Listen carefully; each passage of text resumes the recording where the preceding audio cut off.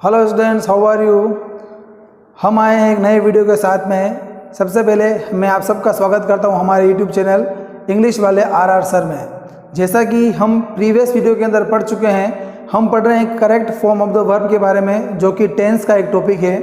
Previous videos के अंदर हम लोग अब तक प्रेजेंट सिंपल टेंस, टेंस का इंट्रोडक्शन, प्रेजेंट कंटिन्यूअस टेंस और प्रेजेंट परफेक्ट टेंस के बारे में पढ़ चुके हैं।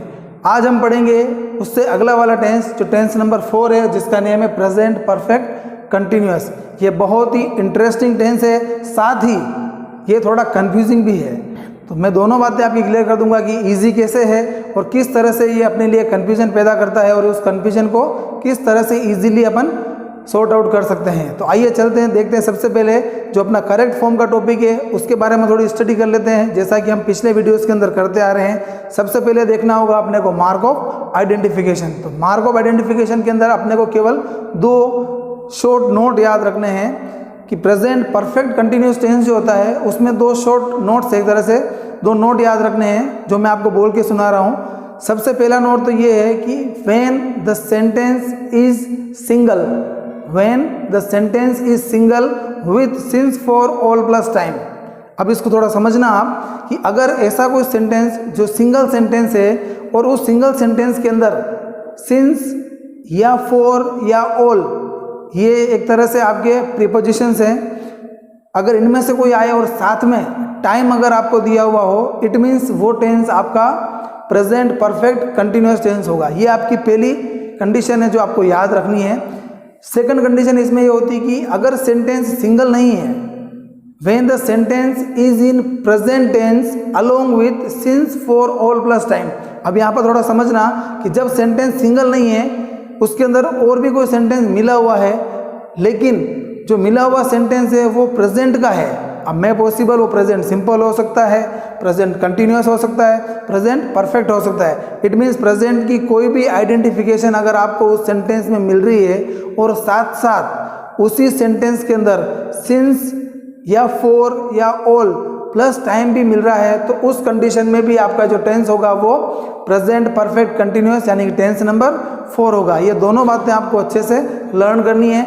अगर ऐसी कंडीशन आपको किसी सेंटेंस के अंदर मिल जाए तो उस सेंटेंस के अंदर करेक्ट फॉर्म जो है वो प्रेजेंट परफेक्ट कंटिन्यूअस यानी कि टेंस नंबर 4 की फिल की जाती है, और वो करेक्ट फॉर्म होती है हैज़ बीन, हैव बीन और V1 प्लस ING। थोड़ा सुनना ध्यान से, has been, have been plus V1 plus ING, ये आपको as a correct form sentence के अंदर फिल करनी होगी। तो अभी अपन ने टेंस नंबर 4, जिसका नेम प्रेजेंट परफेक्ट कंटिन्यूअस है, उसकी मार्क ऑफ आइडेंटिफिकेशन जो 2 नोट्स मैंने आपको दोनों को अच्छे से समझाया है, आपको समझ में आया होगा। और साथ में ऐसा होने पर करेक्ट फॉर्म के तौर पर अपने को कौन सी हेल्पिंग वर्ब और कौन सी मेन वर्ब लेनी है, ये भी आपको समझ में आ गया होगा। डिस्कस करते हैं कुछ एग्जाम्पल के ऊपर। सबसे पहला एग्जाम्पल मैंने लिया है, it has been raining since morning. अब ये सेंटेंस बहुत कॉमन है, आपने कितनी बार सुना होगा, लेकिन इसके अंदर हैज़ बीन रेनिंग आने के पीछे रीज़न क्या है? एक तो ये सिंगल सेंटेंस है, दूसरा इसके अंदर सिंस आ रहा है और साथ में ये मॉर्निंग जो कि एक टाइम को बताने वाला वर्ड है। ठीक है, सिंस भी है और टाइम भी है। जब सेंटेंस के अंदर since for all plus time हो तो उस कंडीशन में जो सेंटेंस होता है वो प्रेजेंट परफेक्ट कंटिन्यूअस का होता है, और आपने को फिल करना होता है has been, have been plus V1 plus ING। Bracket में आपको वर्ब दी हुई है रेन, तो रेन की ING वाली फॉर्म हो जाएगी रेनिंग। इट के साथ लगाना होता है हैज़ बीन, तो कंप्लीट आंसर बनेगा इट हैज़ बीन रेनिंग। इस तरह से आपका सेंटेंस नंबर 1 करेक्ट हो जाता है। बात करते हैं सेंटेंस नंबर 2 की, जो लिखा हुआ है my friends have been listening folk songs on radio for a week. अब यहाँ पर वर्ब दे रखी है आपको लिसन, और आंसर मैंने ऑलरेडी फिल किया है हैव बीन लिसनिंग। इस आंसर के आने के पीछे रीज़न क्या है? एक तो आप देखेंगे इसके अंदर आ रहा है फॉर और उसके साथ में आ रहा है अ वीक जो कि टाइम है, तो सिंस 4 में से 4 मिला है और अ वीक जो कि टाइम है, इस वजह से ये टेंस नंबर 4 बन जाता है। और उसकी जो करेक्ट फॉर्म होती है वो होती है हैज़ बीन, हैव बीन और ING। यहाँ पर माय फ्रेंड्स प्लूरल है, इसलिए मैंने यहाँ पर हैव बीन लिया है। अगर सिंगुलर होता तो मैं हैज़ बीन लेता। सोचता हूँ कि आपको समझ में आ गया होगा। इस तरह से सेकंड सेंटेंस अपना कंप्लीट होता है। थर्ड सेंटेंस अपना है mister Sharma has been reading a novel for 2 months। Again वही बात, 4 आ रहा है और 2 मंथ्स जो कि टाइमिंग है वो आपको मिल रही है। और ब्रैकेट में वर्ब है रीड की आईएनजी वाली फॉर्म होती है रीडिंग, ठीक है ना। तो mister Sharma has been reading a novel for 2 months. इस तरह से अभी हमने पढ़ा प्रेजेंट परफेक्ट कंटिन्यूअस टेंस की मार्क ऑफ आइडेंटिफिकेशन, उसकी करेक्ट फॉर्म और कुछ एग्जाम्पल।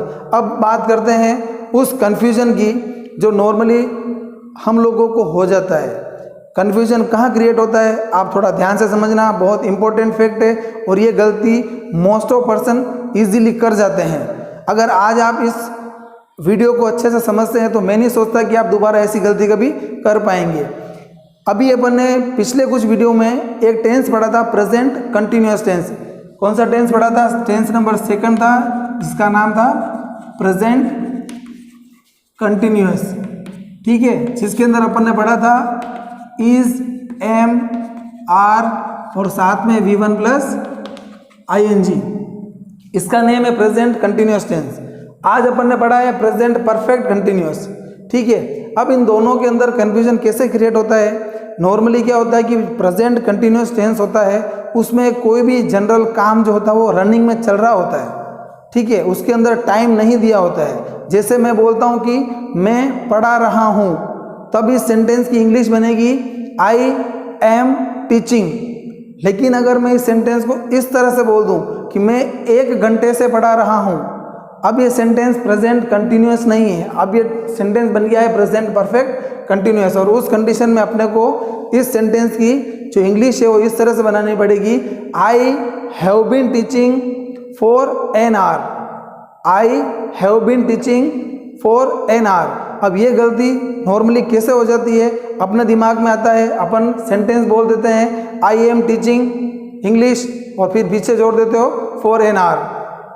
करना होता है टेंस नंबर 4 और आप गलती से टेंस नंबर 2 फिल कर देते हो, तो ये माइनर सी गलती से पूरा सेंटेंस रॉन्ग हो जाता है। दोनों की जो हिंदी की पहचान होती है वो दोनों सेम है, लेकिन फ़र्क इतना सा है कि कंटिन्यूअस के अंदर टाइम नहीं दिया होता है, जबकि परफेक्ट कंटिन्यूअस के अंदर उस काम को करने के पीछे कोई न कोई टाइम जरूर मिलेगा। तो ये बात आपको अच्छे से नोट करनी है कि इन दोनों टेंसेस के अंदर दोबारा कभी कन्फ्यूजन आपके माइंड में नहीं आना चाहिए, ठीक है। होप करता हूँ आपको आज का यह वीडियो समझ में आया होगा, ठीक है। फिर मिलते हैं अपन अगले वीडियो के साथ नए टेंस को लेकर। तब तक के लिए thank you very much, goodbye, take care.